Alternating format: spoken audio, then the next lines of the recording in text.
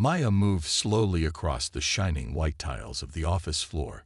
Her back was slightly bent, and her old shoes made soft squeaking sounds with every step.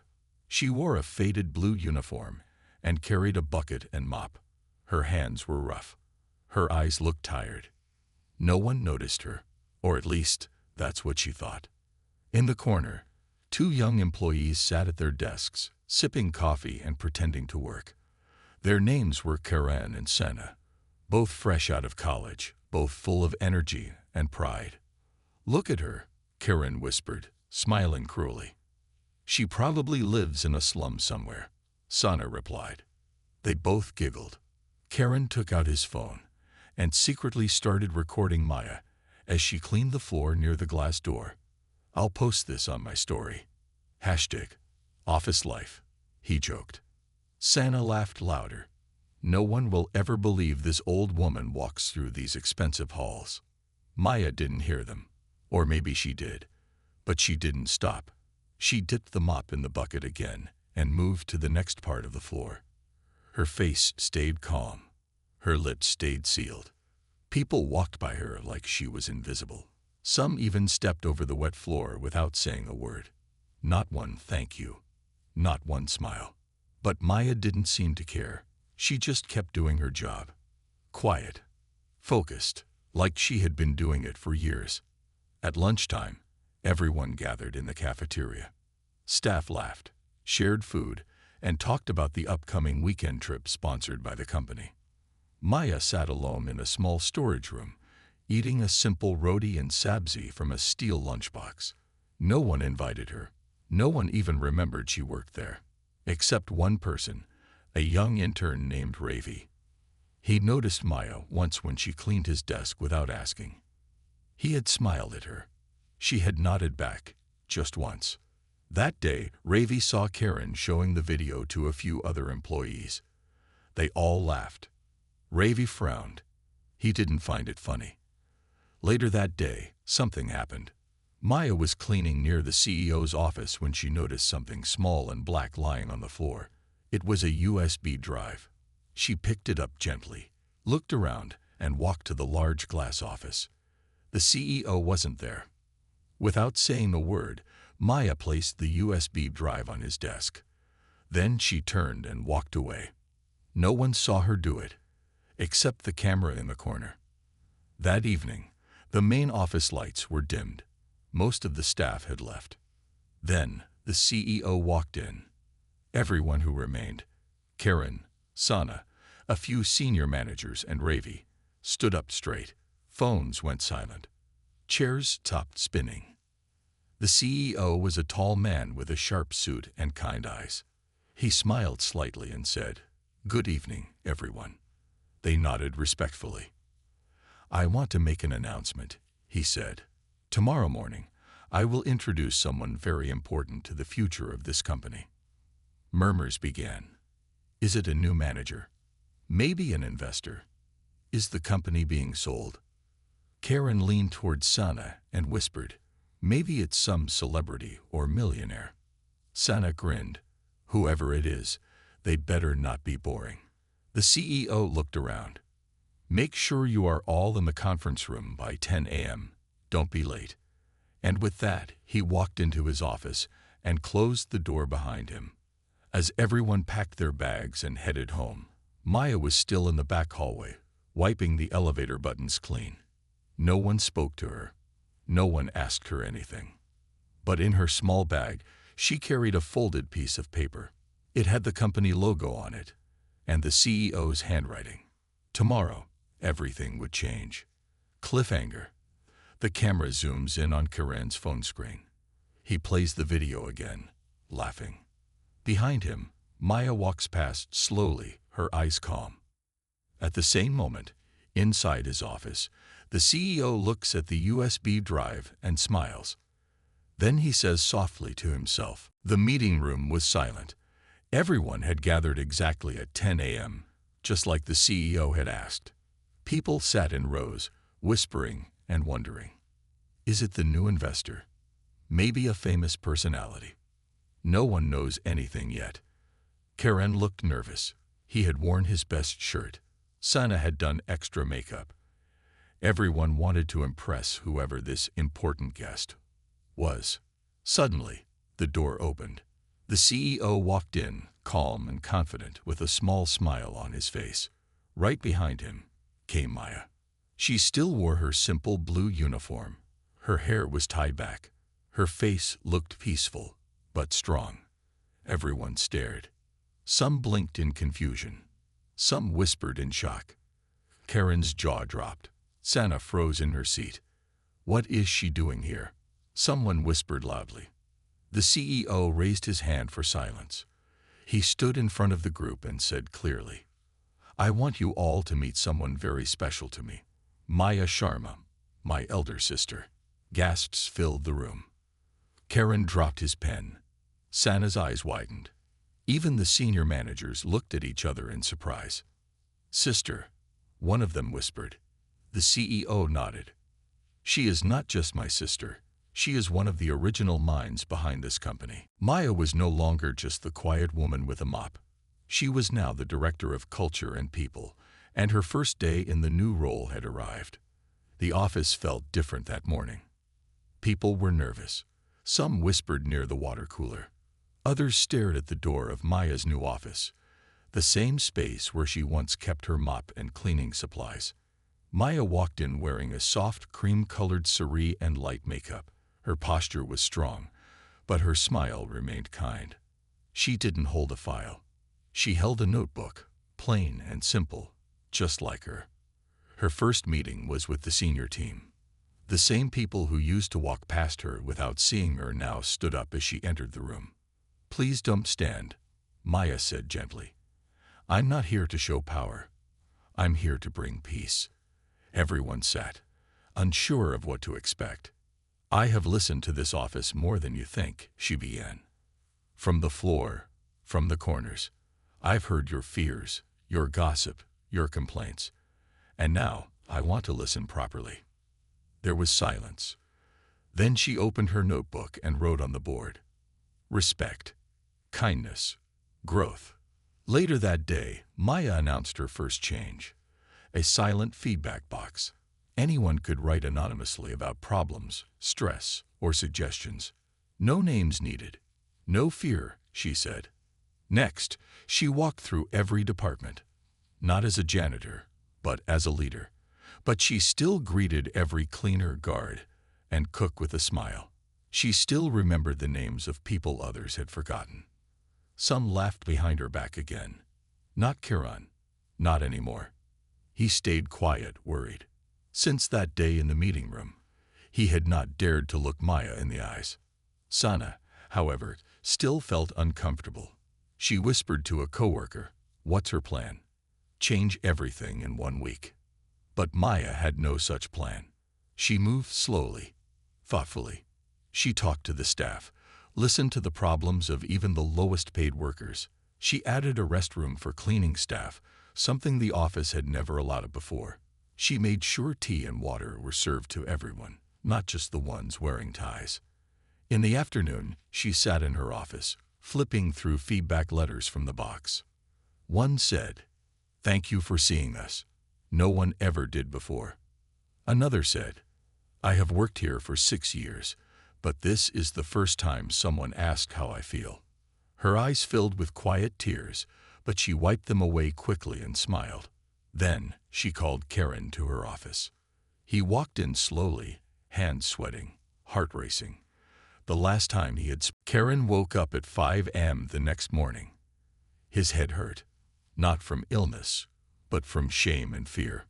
He had been in this company for over a year, but this was the first time he was told to clean, not command. He reached the office before anyone else, dressed in loose pants, an old shirt, and rubber gloves. A cleaning supervisor handed him a mop and a bucket. "No shortcuts," the man said firmly. "If you're here to learn, you learn it right." Karen nodded silently. By 6:30 a.m., he was wiping dust from desks, washing glass windows, and scrubbing the cafeteria floor. Sweat dripped down his face. His back started to ache. His hands became red and sore.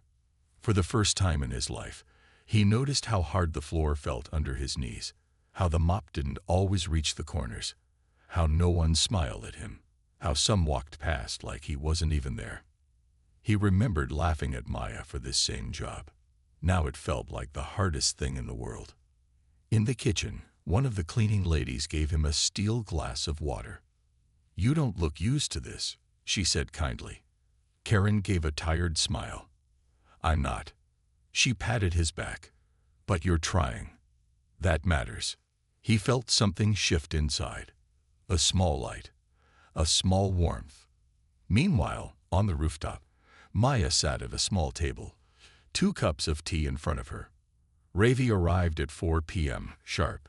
He was surprised to see a gift box on the table. Maya pushed it towards him. "For you," she said. "You were the only one who didn't laugh at me."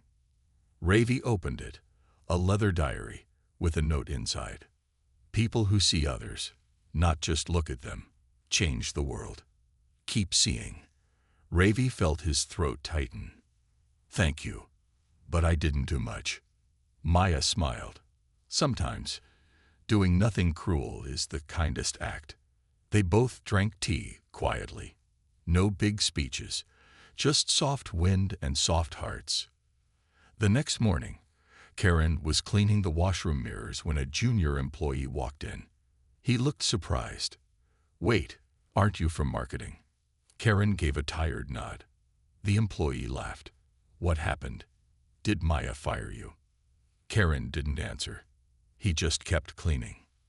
But in his heart, something grew.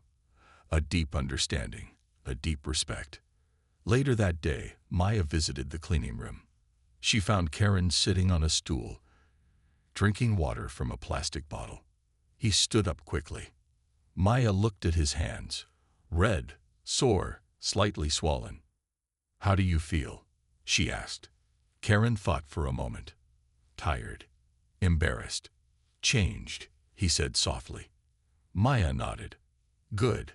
Karen looked down. "I used to think some jobs were small, that some people were invisible. I was wrong." Maya smiled, not proudly, but gently. "Now you understand what I wanted you to learn." He asked, "Can I return to my regular job?" Maya looked thoughtful, then said, "Yes. But remember, your title may change. Your heart must not." Meanwhile, Sana had been watching everything from a distance. She saw Karen working. She saw Maya leading meetings, respected and calm. One day, during lunch, Sana finally approached Maya. "Ma'am, can I talk to you?" Maya nodded. "Of course." They walked to a quiet spot near the office garden. Sana took a deep breath. "I was one of the worst. I laughed at you. I judged you. And I'm sorry." Maya looked at her, not angry, not cold. Just still. "You were afraid of being small," Maya said. "So you made others smaller." Tears welled in Sana's eyes. "Yes, that's true." Maya continued, "Now grow. From the inside. That's the only growth that matters." Sana wiped her eyes and nodded. That evening, she wrote a small letter and placed it in the silent feedback box. "Thank you for breaking my pride without breaking me." Cliffhanger. The next morning, the CEO called Maya into his office. "You've changed the office in 1 month," he said. "The mood, the people, even the gossip has changed."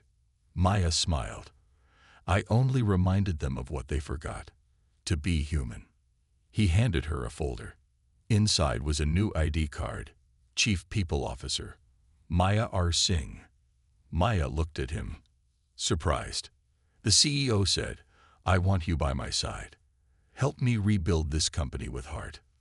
Maya nodded slowly, but her smile faded. "Sir," she said quietly, "before I accept, there's something else I need to do." Maya stood in the elevator, holding the folder with her new title. Chief People Officer, Maya R. Singh. The elevator lights flickered softly as it moved to the ground floor. She looked at her reflection in the mirror. Same face, same quiet eyes. But something inside her had changed. She wasn't rising just in rank. She was rising in purpose. But first, she had one last thing to do.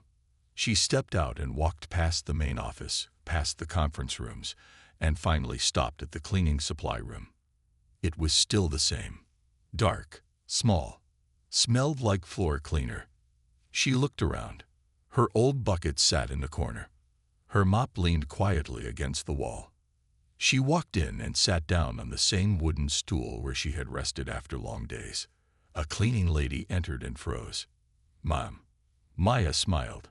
"Not ma'am today, just Maya." The woman relaxed.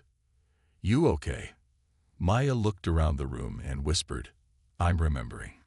At lunch, she called a meeting. But this time, it wasn't in the boardroom. It was in the cafeteria. The entire office gathered. Workers, guards, janitors, interns, and managers, all standing together, confused. Maya stood up on a small wooden stool and tapped a spoon on a glass.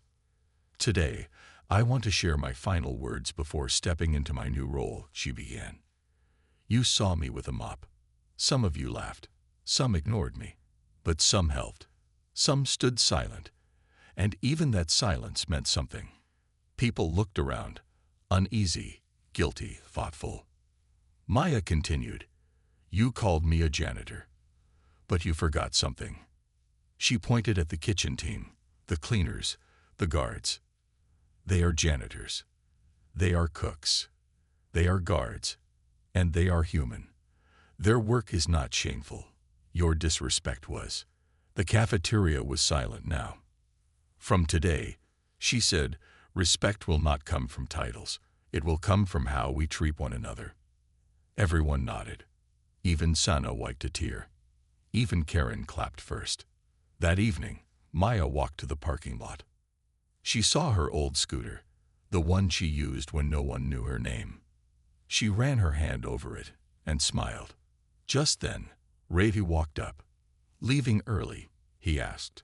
She shook her head, just thinking. He smiled. "The office feels different."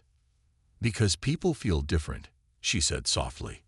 Ravi handed her a small box. From the staff. Inside was a gold nameplate. Maya R. Singh, the heart of the office. She looked up, her eyes moist. "Thank you," she whispered. The next morning, Maya entered her new cabin. The glass door now had her title in gold letters, but something on her desk made her stop. A small piece of paper. It read, "From mop to management. You've cleaned more than floors. You've cleaned our minds." She smiled, folded the note, and kept it in her diary. Weeks later, Sana now helped organize volunteer days for cleaning staff families. Karen started a podcast inside the company, Stories That Matter, where he interviewed employees from every level. And Maya, she walked the office every day, sometimes in heels, sometimes in flat shoes, but always with her calm, warm smile. One evening, a young intern spilled coffee near the lobby. He looked around, nervous, and rushed to clean it. Maya saw him and walked over. "Let me help," she said, grabbing a tissue. "Ma'am, you don't have to." She smiled. "Respect starts with action. Let's keep it clean." Months had passed. The office now felt like a different world, not because of new chairs or fresh paint, but because of new hearts. Respect had become habit. Kindness had become culture. And Maya had become a quiet legend. But her story was not done. One morning, a small news crew arrived outside the building. They weren't there for the CEO, not for profits, not for numbers. They had come for Maya Singh. Inside the lobby, Maya stood in front of a camera, her hands folded calmly. A young reporter spoke into the mic. "This is the woman whose silent work changed an entire company. A woman who once mopped these floors and now leads people with dignity." The reporter turned to Maya. "Ma'am, you've become an inspiration. You've sparked a trend. Companies across the city are now reviewing how they treat their lowest paid workers. What would you like to say to the world?" Maya paused. Then she said, "Don't wait for a title to treat people right. Don't need a suit to offer respect. Every smile, every thank you, every gentle word, it's a seed. Plant enough, and you'll grow a forest."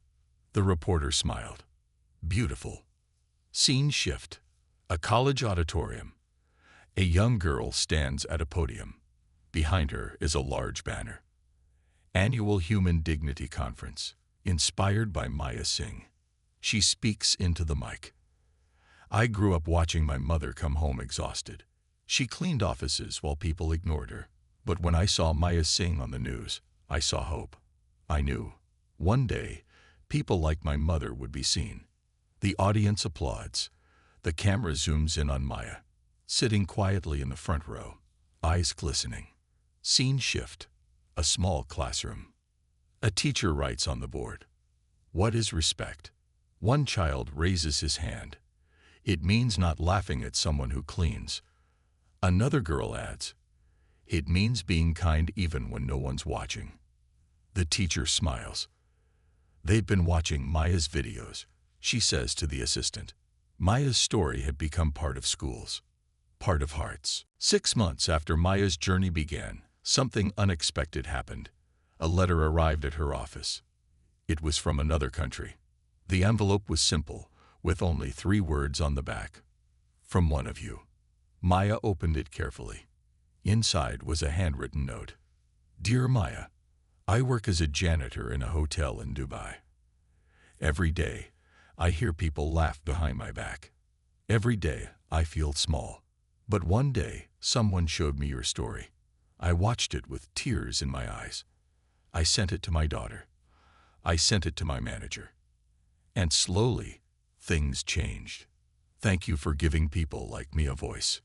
Sincerely, an invisible man who finally feels seen." Maya held the letter against her chest. She didn't speak. But in her heart, something bloomed like sunlight. Scene shift. International conference room. Maya stood behind a podium. This time, it wasn't just her company listening. It was leaders from across the globe. Behind her was a screen that read, "Global Workplace Dignity Summit. Keynote speaker, Maya R. Singh." She looked at the faces in the crowd, some curious, some tired, some distant. She began with a question. "Have you ever ignored the person who made your coffee? Or walked past the security guard without a smile? Or watched someone mop your mess without a thank you?" The room fell silent. "Then let me tell you, you missed seeing the strongest people in the room." She shared her story, her shame, her silence, her strength. No shouting, no blame, just truth.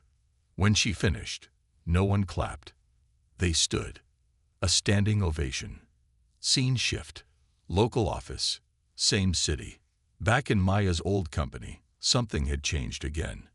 Every week, one employee was chosen to share the story of someone else in the office. Not their own achievements, but someone else's unseen effort. It was called the Spotlight Minute. Guards, cleaners, drivers, interns, all shared stories. It became the most loved moment of the week. Scene shift. A small-town school. A young girl stood before her class. Her father stood beside her, in a cleaner's uniform. She held up a drawing, her father holding a mop in one hand and a heart in the other. "This is my hero," she said proudly. "He taught me how to stand tall by bending down with dignity." Her classmates clapped loudly. The father's eyes filled with tears. He had never felt proud like this before. Years passed. The story of the janitor who became a leader had now spread across countries, classrooms, and companies. But Maya never let it change who she was. She still walked through the office every morning, greeting every worker by name. Still smiled at the cleaning staff. Still paused to say thank you to the delivery boys. But something else had started growing, not in the office, but in the world around her. Scene. A university lecture hall.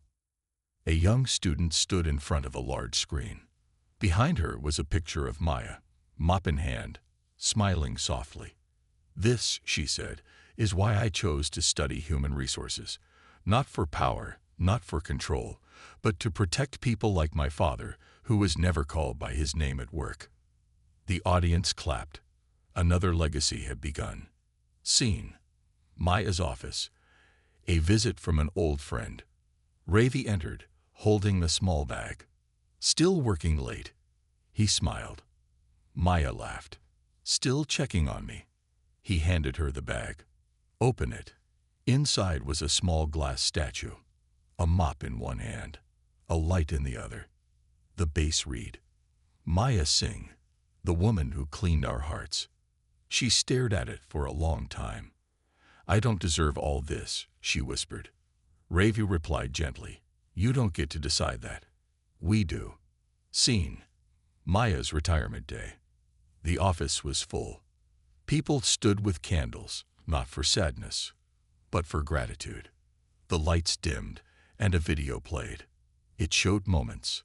Maya handing tissues to a crying intern. Maya helping a new security guard write his name in English. Maya hugging the cafeteria auntie when her son got a job. Then came the final message on the screen. She didn't teach us how to work. She taught us how to live with dignity. Maya walked to the stage, her steps slow, her eyes full.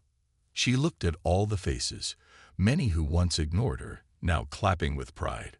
She said, you gave me a mop. I gave it meaning. You gave me silence. I filled it with kindness.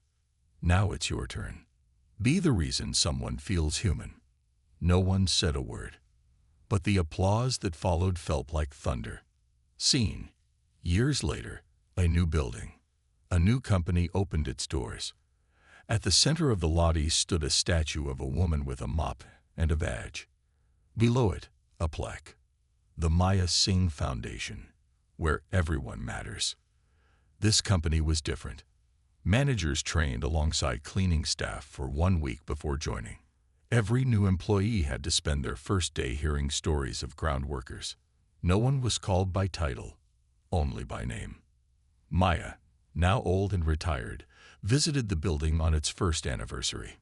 She saw a young girl sweeping the floor with headphones on, nodding to music. Maya smiled. The girl looked up and froze. Are you? Maya nodded. Yes. The girl jumped and hugged her. I joined because of you.